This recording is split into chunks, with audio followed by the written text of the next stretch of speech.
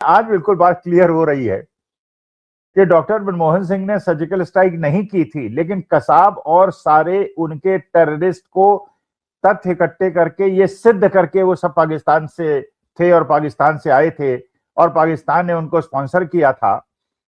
बिना surgical strike किए हुए पूरे विश्व को ये मैसेज दे दिया कि पाकिस्तान एक टेररिस्ट स्टेट है। पूरे विश्व ने मान लिया था कि पाकिस्तान एक टेररिस्ट स्टेट है। इसलिए डॉक्टर मनमोहन सिंह ने ये नीति अपनाई थी कि डॉजियर इकट्ठा करेंगे, पूरे विश्व में बांटेंगे, रिप्रेजेंटेटिव को भेजेंगे, क्योंकि सर्जिकल स्ट्राइक करके लगता है कि आप कुछ चीजें छिपाने का प्रयास कर रहे हैं। आज तक हमें इस बात का जवाब नहीं मिला कि पुलवामा के अंदर 40 जवानों की शहादत क्यों हुई, पठानकोट के अंदर क्यों टेररिस्ट अटैक हुआ, उरी में क्यों हुआ, पहलगांव के अंदर 26 पर्यटकों की मौत क्यों हुई, उसकी जांच की आज तक हमें रिपोर्ट नहीं मिली। लेकिन सर्जिकल स्ट्राइक हो गई, ऑपरेशन सिंदूर हो गया और पाकिस्तान जो टेररिस्ट स्टेट था डॉक्टर मनमोहन सिंह के जमाने में, आज वो मध्यस्थता करा रहा है एक ऐसे महायुद्ध की जिसमें बड़े बड़े खिलाड़ी शामिल है।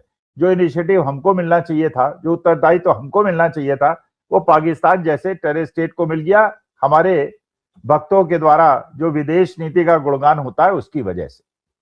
लेकिन जो ये युद्ध है वो उलझता चला जा रहा है, क्योंकि जब ये पाकिस्तान के अंदर प्रयास हुआ, मुझे तो बिल्कुल आशा नहीं थी, ज्यादातर लोगों को आशा नहीं थी कि ये सफल होगा, क्योंकि युद्ध शुरू किया था इजराइल ने, अमेरिका ने, और ईरान से एक्सपेक्ट कर रहे थे कि वो घुटने टेके। ईरान ने तो स्पष्ट कर दिया था कि वो घुटने नहीं टेकेगा, क्योंकि जिस प्रकार से उनके यहाँ उनके आयतुल्ला की शहादत हुई, उनके देश के बच्चों की शहादत हुई, तो वो झुकने वाला तो नहीं है। और उसने एक ऐसा ट्रम्प कार्ड उसके पास था, स्टेट ऑफ हॉर्मुज, जिसको रोक कर और जिसमें शुल्क लगा के, टोल टैक्स लगा के उसने पूरे विश्व को अमेरिका के खिलाफ खड़ा कर दिया।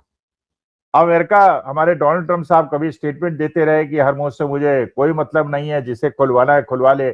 कभी कहते थे कि अगर नहीं खोलेंगे तो मैं इसे खंडर बना दूंगा ईरान को। और अब उन्होंने एक नया स्टेटमेंट दिया है कि स्टेट ऑफ हॉर्मुज में हम नाकाबंदी करेंगे और 10-12 घंटे का नोटिस दिया। जब तक आप ये वीडियो देखेंगे तब तक वो भी डेट आगे निकल जाएगी। और ये बात बिल्कुल पक्की है कि अगर ईरान का तो कब्जा है, क्योंकि आप जानते हैं जो स्टेट ऑफ हॉर्मुज है उसका एक पार्ट जो है वो ओमान के अंडर में है और एक पार्ट ईरान के अंडर में।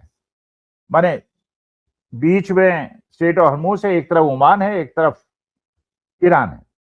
लेकिन जो समुद्र तल की गहराई है वो ईरान साइड में ज्यादा है, ओमान साइड में कम है। तो ये सारे जहाज आते हैं, ये ईरान साइड से आते हैं, जो ईरान के कंट्रोल में है।